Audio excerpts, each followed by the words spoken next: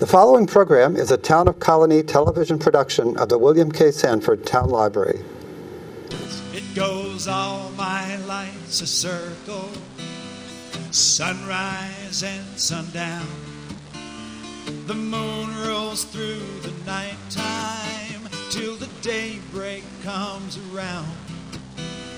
And all my life's a circle, I can't tell you why. Seasons spinning round again, the years keep rolling by. Top of the day. I'm Joe Doolittle. And I'm Kate Dudding. And this is Story by Story. Celebrating the human spirit. And we are spiritual storytellers? Well, maybe not spiritual. Spirited. You can be the spiritual, I'll be the spirited. Well, we've got a lot going on in spirits. It's springtime finally. And that's been, well, of course we had a little bit of springtime all winter. Yeah. It's been a very easy winter, a soft winter. Well, and you know, as I was coming out today, I have a neighbor that taps his maple trees. And he's had his taps out off and on for about 3 weeks, but they were running pretty good today. Oh. So this was a good day for making sap run. That's definitely a sign of spring. Sign of spring. Other signs of spring, maybe you've seen them out there, but they're few and far between at our house. But it's still not snow on the ground. So right. Yeah. Right. Now we're going to bring you an hour about storytelling, and we're practitioners of the art of the spoken word, and it's actually one of the oldest art forms, we think, in the human condition. That and music. That and music. I won't arm wrestle any musicians about that, but we're before they were drawing pictures on the caves in France. They were telling stories and writing songs about it before they got to the pictures. I'm sure of that. I was there with my little spear, and this mastodon came out of nowhere. Right. Well, one of the things about story that I encountered this month was, you know what, when you're sitting in church and you hear the scriptures read or something, and you know the story about the little kid with the bag and the fish and the stuff, and that goes on, and you know you heard that story before, and you know how it comes out, and but you sit there and you begin to kind of think about it in a different way because you're just sitting there. And I realized that stories are important when they're repeated. And I've been invited the last couple of years to tell the story of the Four Chaplains at a memorial service at the Veterans Administration for the four chaplains who were killed when the troop ship they were on sunk, and the ship ran out of life jackets, and the four chaplains, a rabbi, a priest, and two Protestant ministers, gave away their life jackets. And one of those ministers was the minister of my church, a young 30-year-old guy named Clark Poling. And I've told that story at this memorial service for about 4 years in a row. And everybody's heard it, and before that, they've heard it many times. But it's in the repetition that the memory comes back. And I think the acknowledgement of the faithful, heroic act sits again in the room. And it's a very wonderful thing for a sad story to be that continually inspiring. And the repetition is valid because even if I've heard the story, you've told the story so many times, you're not the same person you were the last time you told it. That's true. Things have happened to you since then that have somewhat shifted your worldview, your personal view, your local view. So I think I knew somebody, Connie from up north. She was in Story Circle, I don't know. Yeah. And she read War and Peace every decade. Wow. Because she wasn't the same person. Wasn't the same person again. That's a very good point. So that the nature of the teller is different, and that makes the story a little different. And the listener, you listeners are always changing, and that's part of the wonder. So that's my one reflection for my month as a storyteller was the nature of telling the same story to the same audience, and having it still be generative. How about you?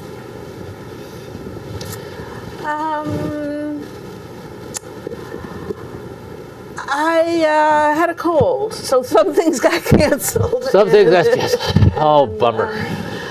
I told a story. Actually, it was the first story I worked on with Janine Laverty. I told that at Word Plays, that one of the reasons I came into storytelling was my parents died when I was in my 30s, and then my best friend died when I was 43. And I had fallen in love with the art form, and it was during this time that I realized that if I created stories about them, I would keep them alive, the memories of them at least alive. But I wasn't ready to tell the story of my friend's death. So I went in another direction of a kitchen mishap. And so while Janine, in her four-evening introduction to storytelling, recommended that everybody work on a folk tale, I said, I actually came here to work on a personal story. She said, well, that'll be a nice contrast to the rest of them. So. And Janine Laverty is one of the deans of our storytelling circle here, and she's been a guest on the show, and she's also on our webpage, so if you're looking for someone who might want to teach you more about storytelling, Janine Laverty is one of those people. And just to remind you what's been going on, we like to think about stories as a medium and as an art form that has really two purposes and another driver. And the two purposes are to entertain and to teach. And the other thing that really drives a story is that it can generate connections in the listener's mind and heart. And that little bit of connection is part of the art form, I think. So, and another way of thinking of gives, an Irish author said, stories should entertain in the moment and give memories worth having. I love that. I love that. Yeah, so that's the connections you have that the story has brought out in your life, the connections with the people you've listened to. Yeah, memories worth having. Speaking about memories worth having. And other teachers in this area. How many memories do we have because of Marni Gillard?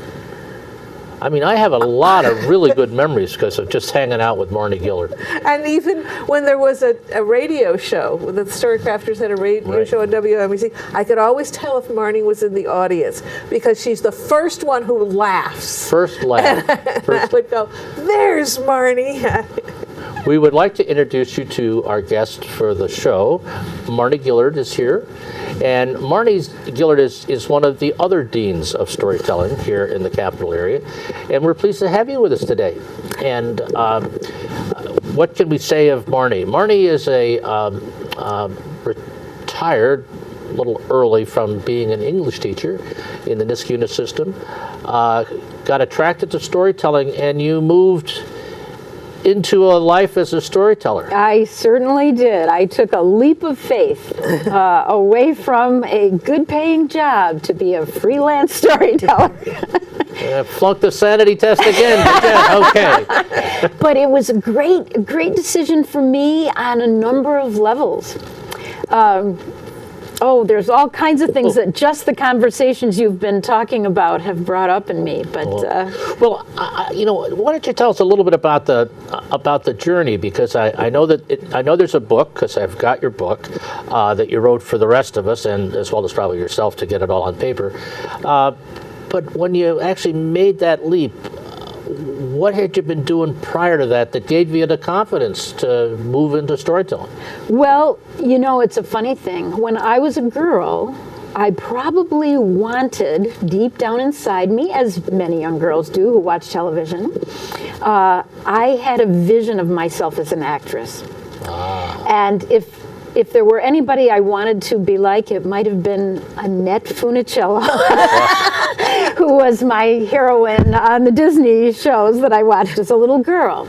But as I grew older, two things happened. My mother was very commonsensical, and she said, now, you always want to have something that you can fall back on. So you really probably want to have the teaching degree when you go to college. My mother was a teacher, my father was a teacher, my grandmother had been a teacher.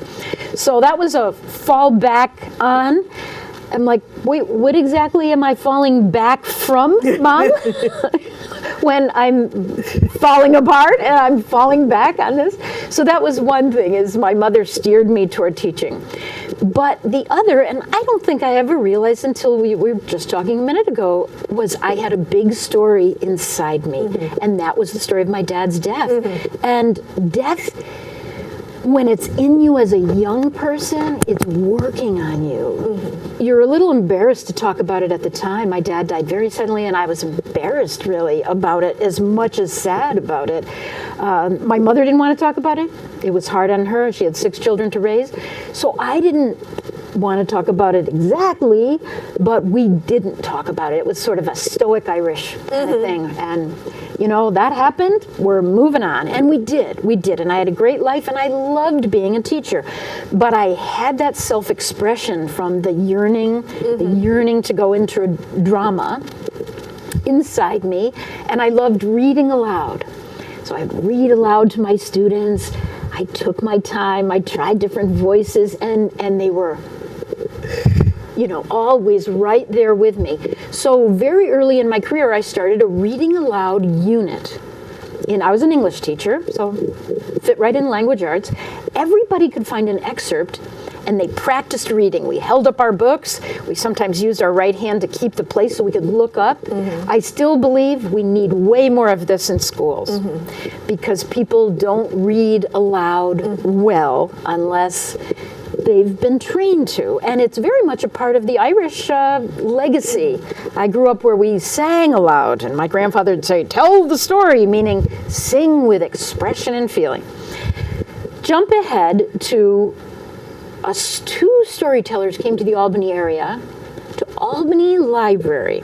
They were called the Folk Tellers. George Ward had brought them for the Niskayuna Folk Festival, and Patsy Patrick had snagged them to come over to the Albany Library, and it was about 1980.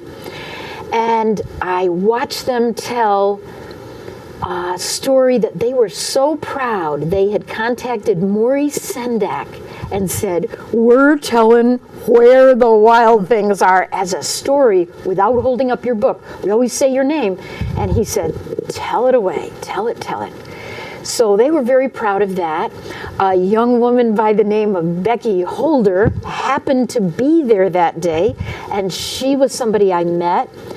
Few more years go by, and I'm back to teaching. I had been home on leave, maternity leave, and I went back to teaching, and it was 1983, and at Oneana, there was a day-long workshop on storytelling led by our friend Janine Laverty and many others, lots of women from Oneana, and Sue Spivak gave a workshop. She'd been part of our story circle years ago. Others that I met, and I just was hooked. I came home that day and said, I'm throwing out the read aloud unit and changing it to a storytelling unit. I don't know exactly how to storytell, but we're going to figure it out, my students and I, shoulder to shoulder. So I did that, and another thing was happening at the time where I'd been with a new teacher. I'd been going to grad school in the summer with Lucy Calkins down at Teachers College in New York, and she was teaching the art of teaching writing in a very, very new and bold way. Not everybody's going to write the same assignment, not, okay, here's the topic sentence, here's blah, blah, blah. She said, we're helping children find their voices, their unique voices and what they want to write about. And as I was taking some classes also at Oneana on that, they were very hooked up with the storytelling world. And Lucy, my teacher at Teachers College in New York, said, come down and do some storytelling for us. So I was brand new at it, and suddenly I'm doing it for other teachers. And I had a wonderful experience. It's just a fun little story. I told a fairy tale that I had recently reconnected with from childhood. Talk about retellings. As soon as I found this fairy tale book, which my mother had taken off to her classroom, it was like all the hair on my arm stood up.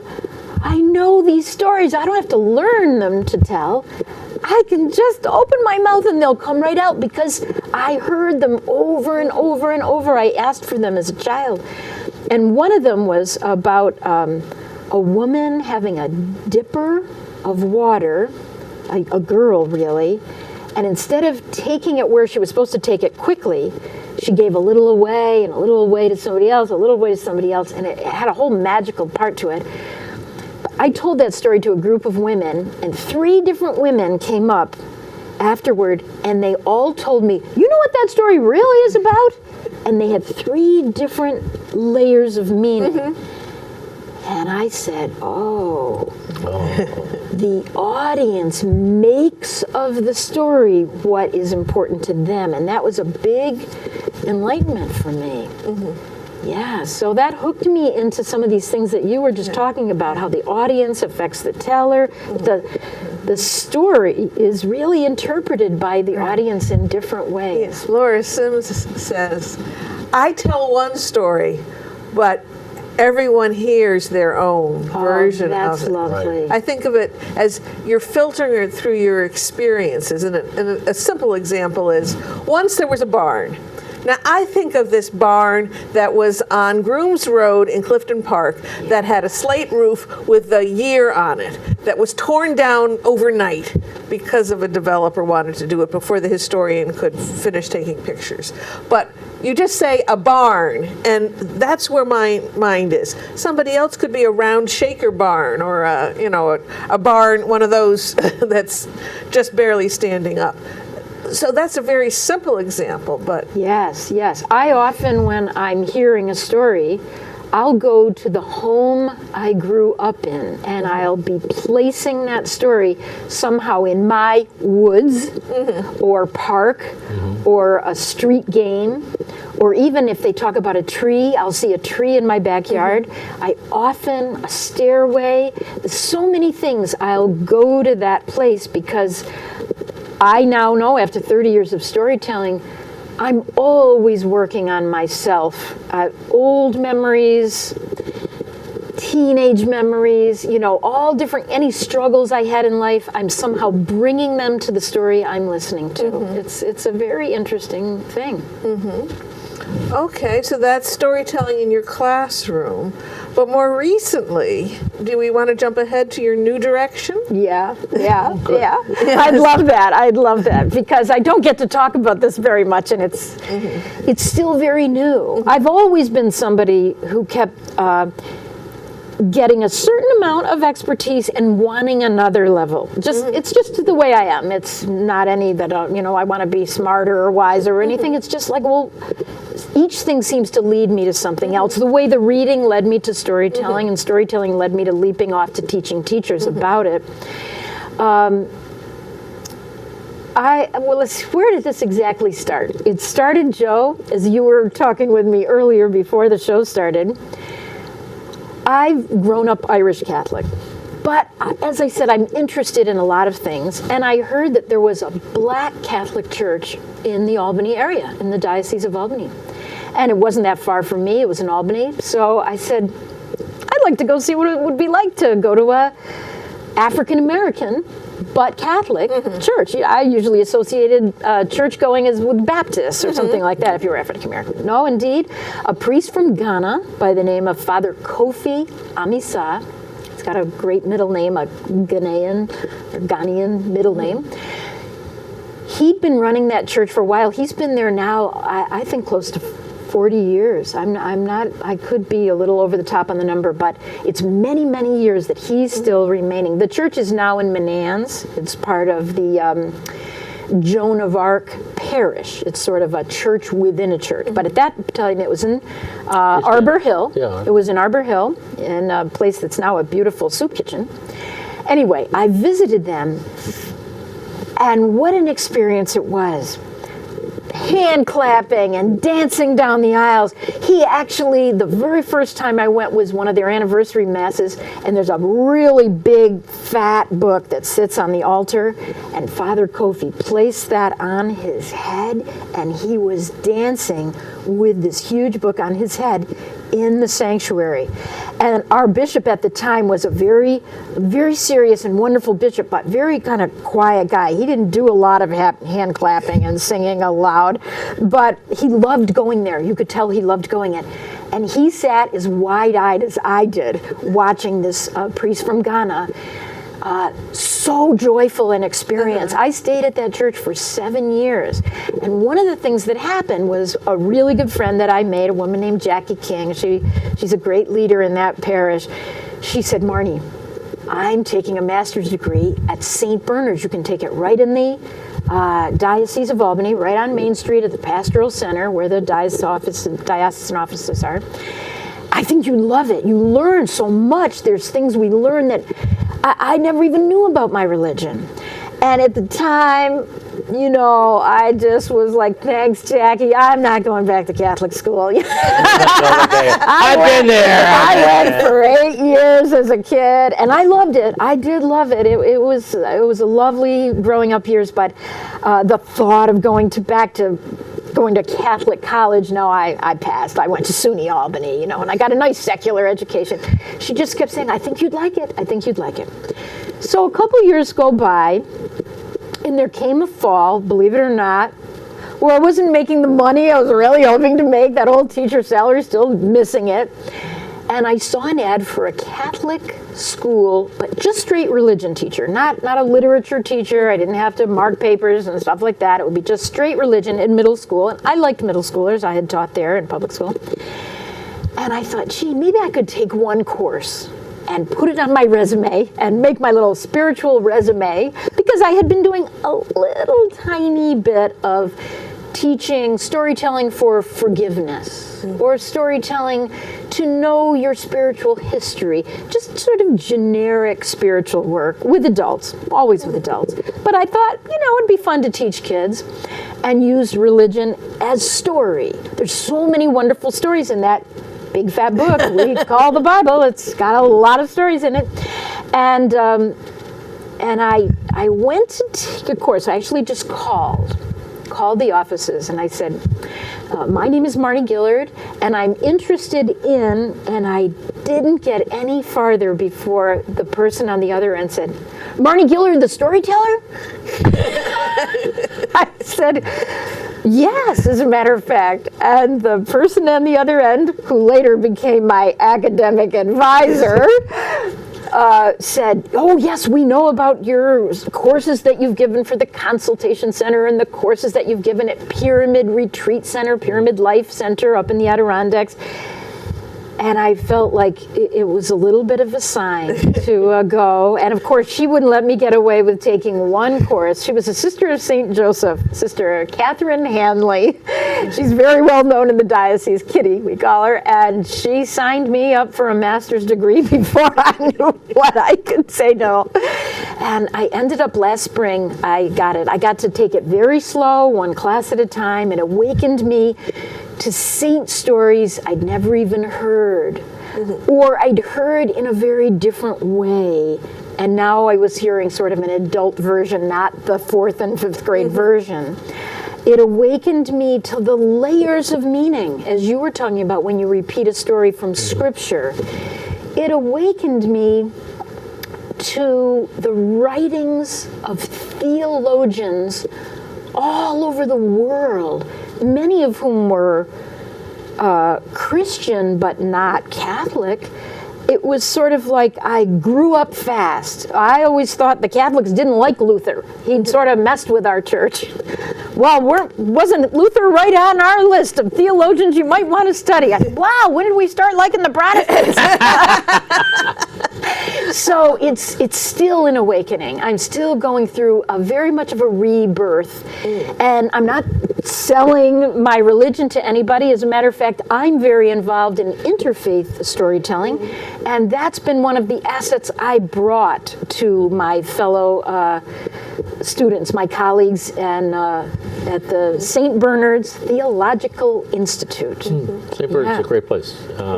Based in Rochester, as I remember. It's based in Rochester, but it has these classes you can take in Albany. It has classes you can take in Syracuse. And now it's expanding to have so many things online. So you could be in Oneonta and take classes online. Up somewhere far north, you could take places online. So it's really expanding. It was a wonderful experience. You know, I'd listened to you forever. I'm fascinated by the story, and I've kind of watched you live parts of it. So, but I'm wondering, could you tell us a story? That was my thought. Oh, was that your thought too? Boy, we think a lot alike. Yeah. I thought you'd never ask. But before I start, I just want to say, one of my experiences is that stories are short or long, and that can be the same story. So we're going to tell the 10-minute version of something that could be a much longer story, and maybe it's one you've heard before, and maybe it isn't. Whenever St. Patrick's Day comes around, I like to tell the story of St. Patrick as a teenager. It's not a story I'd ever heard when I was a teenager, and it's an amazing tale. One summer night, at a beautiful, you might say, seaside home. Really, it was probably a whole number of buildings where a family that was a Roman British family lived on the coast of Britain, and they'd actually gone back to their city home, the adults of the family, and they'd left home their teenage boy, whose name was probably a Roman-sounding Patricius, something like that.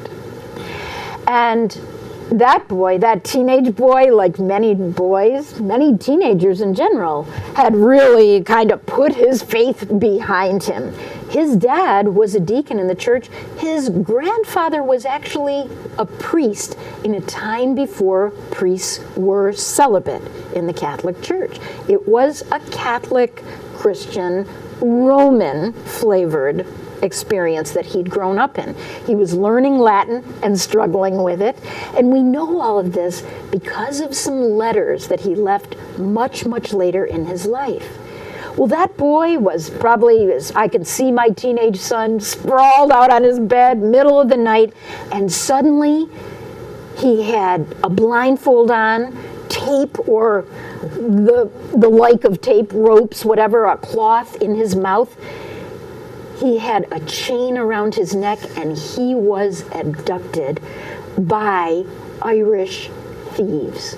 Very professional, we might say. They knew their stuff because this was in the 400s. The 400s. And Rome had fallen, and they'd pulled their ships out of that sea between wild and crazy Ireland and the much more tame British Isles. And that boy was thrown into a boat, probably with women that had been abducted, probably with other young men. They had to be careful. The commentator that I listened to said, oh yeah, if you have a small boat, you got to pick and choose who you're going to kill and who you're going to take to become a slave. And he was taken across that channel over to Ireland, sold quickly, a strong young man, and taken far, far into the depths of Ireland, way up in a mountain, through forests, very few roads, to a place. People argue about exactly where it was he might have been taken to, but for the next 6 years of his life, he was on a lonely mountain caring for sheep and goats, given very little food, just enough to keep him surviving so he could be in the slave of a household of probably a big landowner. And that boy was lost and lonely, and all he really had to turn to was what his father and grandfather and his family had taught him about God. And he began to go back in his memory to any prayer he could remember. They say that probably what he was doing a lot of the times was reciting psalms that he'd maybe memorized as a young schoolboy. And he chanted and he sang and he called for help. There was nothing else he could do but just survive in the rain and the cold. It's a pretty rainy, coldy place, Ireland. And he cried and he sang and he cried and he sang, and years went by. And they began to tease him, calling him holy boy, holy boy. And one night he had a vision. He had a voice come to him in the night and say, "Your ship is waiting. Run. Run as fast as you can. Your ship is waiting." And he kept asking, well, where do I run? Where do I go? And all he heard was this message, go, go. And with every bit of his courage, knowing he could be killed as a runaway slave, just as we know in our own country, he ran, he ran, he ran, he ran, he ran, until he came to a seashore. And there was a boat ready to take off, a small boat, but with a captain and some sailors. He saw they were getting ready. He looked around, hoping no one would recognize him. And he went to the captain, who said, absolutely no. If you're a runaway, I'll get in trouble. I'll lose my ship. Get out of here, kid. But the other sailors, looking at the boy and seeing again how strong he was, come on, let's take him on, Captain. We don't have to pay him a penny. He'll just be a worker. He just wants to get away. Come on, he's a kid. He wants to get back to his life. And they let that boy on his ship. Of course, they had to listen to him talk about prayer. He'd become a missionary pretty fast. And all he did was talk about it. But when they got to the coast of England, they'd been thrown off course, and all they saw was swampland and trees. But the captain still said, we've got to get through this. We'll find our way. We've got a cargo we've got to get, and we don't have time to search for the next port. They got off the ship. Before you know it, they are through swamplands and forests, and they are lost, and the water's run out, and the food has run out. And he says to them, we've got to pray. They said, you pray. You're the one they called holy boy. You told us that story. You pray. He says, no, we got to all pray. You're all going to pray, or it's not going to work. He got these old tough sailors to pray on their hands and knees. And next thing you know, a herd of swine comes crossing their paths. And, probably 50 swine that had run away from somebody.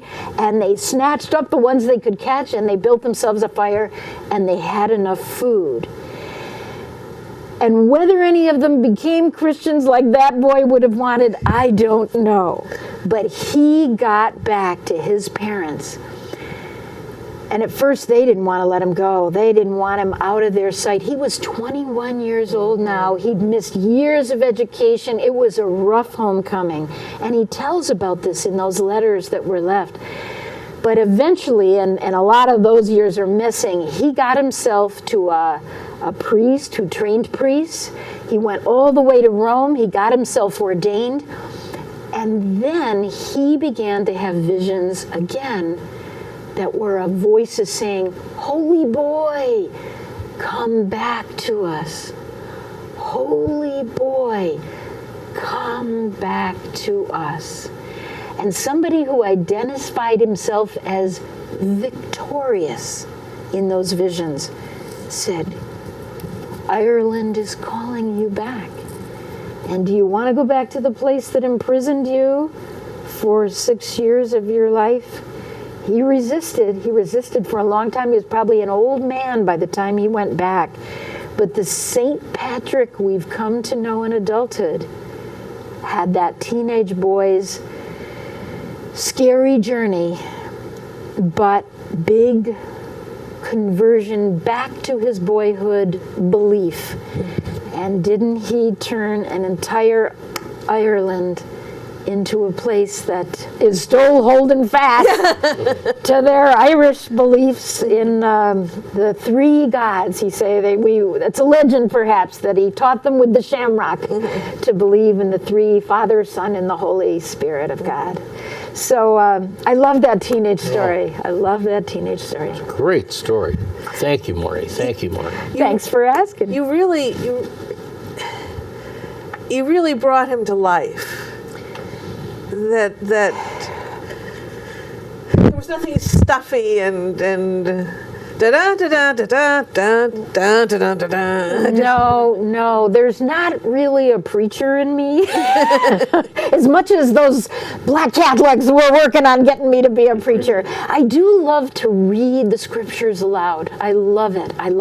But I read with great expression, and people often thank me and say, I never heard the story before. A teenage girl once came running after me after I'd just story told some scripture. I wasn't even reading it. She said, I was there. I was there on the road to Emmaus. I've heard that story all my life. And so, yeah, I have fun with it. I have fun. Now, this is going to be an unfair question, since I've known you for a long time. Do you think you tell that story because you've kind of had a number of your own calls along the way? That you've heard that boat, your boat's ready? Because while I was listening to you, I kind of heard that same kind of, she caught that boat, Oh, thank you, Joe. Thank you for saying that. Well, here's what I will tell you.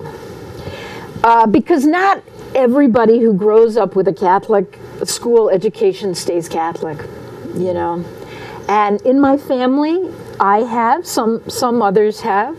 I did have a cousin that was a priest, called to the priesthood, and he was a wonderful priest, Thomas Walsh. But when I was in the 4th grade, my first call, if you would say, was the teacher saying, Marguerite, would you stay after school? And I thought I was in trouble for a little while. And then I was asked to start singing the morning mass, 7 in the morning, and then 7:30, and then she'd feed me breakfast and I'd go to school. And singing... This is in church, not in school. I'd go to school, Catholic school that was right next to church. Okay. So the church organist, who was our music teacher and the choir, was our choir teacher. She's the one that said, will you come and sing morning mass tomorrow? She would sing the response. The priest would sing the priest parts, and she would... Oh, yes, but you have to sing, any Catholics out there would know, the Kyrie, the Gloria, the Sanctus, the Agnus Dei. These are all the Latin songs. Kyrie is actually Greek. And I didn't have to sing the Confiteor or the Creed, the Credo, because it was just too much Latin to learn in a short period, and usually somebody else would sing that. So the organist, despite the fact she had laryngitis, that's why she asked me, she sang those parts, and I just sang the others. But eventually I sang at funerals and weddings, and you could make a lot of money as a little girl doing that. So probably that was the beginning of my being a freelance artist. Wow. There's more calls. Yes. I could talk forever. We have just 20 minutes left of this show. Gosh. We're going to take a break, Marnie, and then we're going to tell folks about what's coming up in the storytelling around the area, because we'd like you to know. Okay. Well, the first thing is that Marnie is doing a series with John Courtney, who's a bibliodramatist, stepping into the Bible through storytelling. Improvising to make sense of Scripture. And it started on March 31st, but it's continuing on April 7th, 14th, and 21st, 7 to 9 p.m. at the Pastoral Center on North Main Street in Albany. You need to register through the Consultation Center, and you can see the phone number or the email contact below. So that's one direction that your new... one of the... kind of work that you are doing now in your new direction in storytelling.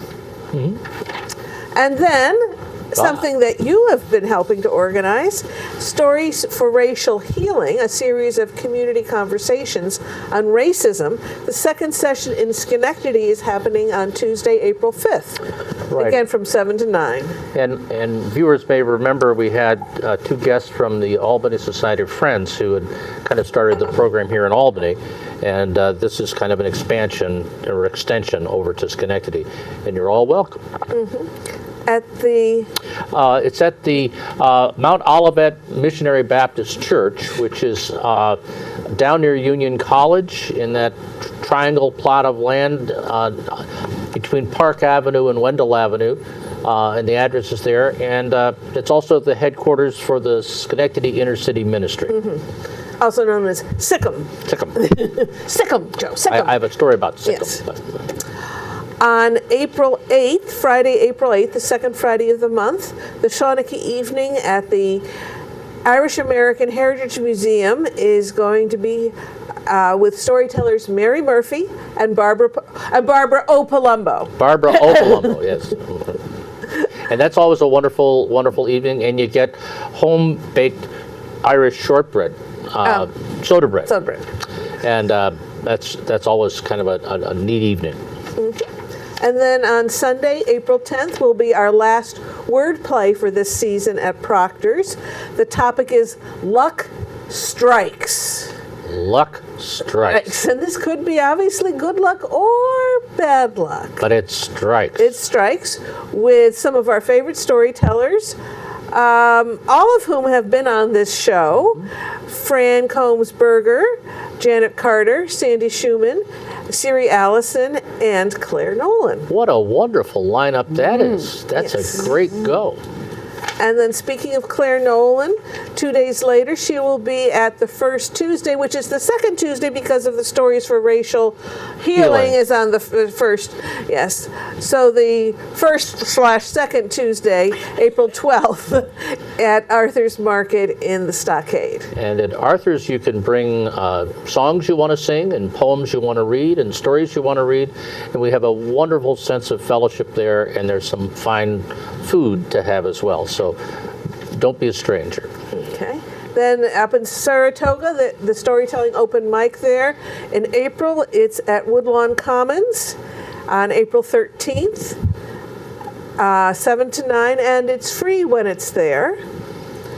So please come to tell stories, not to read them. That's the least expensive storytelling venue you'll ever find right there. None of them pay you to come. Right, No, right. no. Can't get any cheaper than that. Then down in Saugerties, which really isn't that far away from here, is Storytelling with Janet Carter on the third Friday of the month, which is April 15th. Celebrate by getting your taxes in early and go to the Inquiring Minds bookstore at 7 o'clock. And then, we still have two more things to talk about. Our next Story Circle meeting is on Tuesday, April 20th at the Pine Hills Library in Albany at 6:15 to 9. Again, telling, not reading. You could have a little outline you might glance down at, but that's as far as we really want you to go. Then, finally, a program that I'm doing at the Shenendehowa Adult Community Center, Chocolate Delights, where each of the stories has at least a taste of chocolate in it. And they include just a quick story about a bishop in Mexico who banned chocolate from being drunk during a mass and what happened to him. A story of how Eskimo pies were created.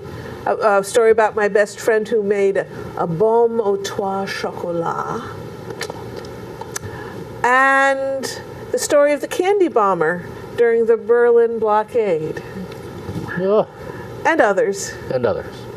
Yes, there are some knitters in Peru, I believe it is, and there was a surgeon there who wanted to make like shunts for kids, little tiny kids. And these women are knitting with wire to make these medical shunts and things. I mean, knitting is not just for socks and mittens. Notice how she transitioned from chocolates to mittens to knitting. It's amazing. You can really just do that. I'm doing a knitting program also Okay, in April for the Academy for Lifelong Learning. Okay. But that's a private thing, so Okay. All right. you can't just drop in on that. So we only have like 14 minutes left, guys. You got another story?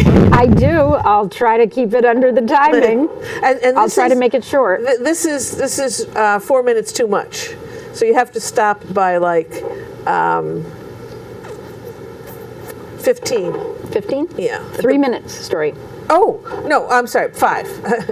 At 5. Yes. Stop by 5. Okay. Here's what I want to say just before I start my story. That, we're talking here about learning. When I was learning about St. Patrick, this was the first book I found, St. Patrick, the Real Story. And I know that, Kate, you have been such a teacher to me in researching things, researching history. I also found St. Patrick of Ireland, and between these two books, so much you never knew about St. Patrick, if you're somebody who's interested in that. Also, I have learned a new historical story. Again, thank you, Kate, because you are such the queen of the history and looking into it. But this is a story I heard as a little girl in Catholic school, Our Lady of Guadalupe. Now, when I first heard it, I heard it from a nun who just told it like a little story, little miracle story. And I thought the man who's in the story, Juan Diego, was a boy about my age. I just turned him into me, as we were talking about before. But this man, Virgil, or we might say Virgilio Elizondo, he is a Mexican-American priest, born in San Antonio, of Mexican parents, and now he is a professor at where's the college out west that's the big Irish Catholic college that everybody knows? Notre Dame, of course. Thank you. And how could I not be thinking about Notre Dame with this is Our Lady of Guadalupe? You had a language. I had one of those sweet senior moments. Well, French. Notice it was the Protestant that got that right. but it's the garbled French, and you were garbled talking French. about a Mexican. So Okay, that's- Exactly. I was jumping cultures. So here's just a little version of the new story that I understand today. In the 1500s, when Spain came to Mexico and discovered it as if no one had existed there before, Cortez decimated the Aztec culture. And he did it in the name of a young man wanting to discover and make gold, but at the same time, he did it in the name of God, saying he would bring Christianity, with violence. And about 10 years went by, and a lot of people have converted because, hey, if they're going to kill you or turn your religion, a lot of people would say, sure, we'll take your religion. And this person, Juan Diego, who I thought was a little boy on his way to morning mass, as I could picture myself going to sing morning mass, he was a 57-year-old man whose wife had been killed by the smallpox, which we know only came from the Europeans, and whose elderly uncle had sort of watched over him as a boy and now tried to steady him as a grieving man. He was quite elderly himself, but the two of them had been one of the early converts, again saying, hey, we believed in our Aztec gods. If you got a different name for God, we'll take that. We're connected to the divine. Well, one day, early in the morning, because it's about a 15-mile walk, he's going from his house in the dark, so he could go to morning mass, where he knew he would get more education about this new faith. They actually took attendance for the new converts to say who's here, who's really in with us, and who's not. And he was dutiful. He was a young, 57, wanted to do this right. He had a high standard for himself. And his uncle couldn't go, but he and his uncle shared this. And suddenly on the way past a great hill, the hill of Tepeyac, where the goddess used to be worshipped, where a great Aztec shrine had been, but now gone, long gone, he heard music, bird song, but musical, harmonizing bird song. What could this be? This felt like heavenly music to him. And even though he wanted to be at church on time, he climbed that hill, and there before him was the most amazing sight of a woman with rays of light coming out from her body. Her clothing was all designed with Aztec symbols. Aztec symbols. And he couldn't believe it. It was so amazingly beautiful. The colors, these symbols over her clothes. Clearly she was pregnant. She had a rope tied around her body growing here. And he was like, "Who are you?" And she said, Juan, my beloved, abandoned son. I've called you here. I want you to go when you're going to see now the church. Talk to the bishop and tell him to build me a church, a chapel. She used words in his language. She was speaking to him in his own language. This is not Mexican Spanish the way we know today. She was calling on one of these people whose culture had been destroyed, and said, go to the bishop. And she used words like hermitage, home. She said many, many different ways. Have him come to build me a place here. And he is like, "Who are you?" And she said, "I'm the Mother of God. This Jesus you're learning about, I'm her." And then she said, "I am Tonantzin, the name of the goddess." So she's giving us the message 500 years ago to wake up that the divine is the divine. There's no owning it. There's no killing people to say this is it and this isn't it. Go now, tell him to come and rebuild me a home here. And he's kind of like, "Are you sure you want me? I'm a little native man. I'm a little indigenous man. You want a Spanish person, I think." She said, no, go, you're the one. Off he goes. The bishop doesn't believe him. First of all, it's a big job to even get in to see the bishop. Won't believe him. No. Thank you. You saw the Mother of God. Lovely. I'm happy. Go. And off he goes. And he comes back and says, "He didn't believe me. I didn't think he would, and you didn't think he would. Go again." Just go again. Try again. Tell him this. Say it again. I really want it. I'm the Mother of God. Off he goes. The bishop is like, a little hard to believe that you'd come back again, but I got to have proof. You got to give me a sign. I got to have proof. So he goes back, and she says, "Come back tomorrow. Tomorrow we'll have a proof." But when he goes home that night, he finds that his uncle, also a Juan, and by the way, the bishop's name was Juan, 3 Juans, very metaphorical. Juan Bernardino, he has now come down with the smallpox, and he's near death.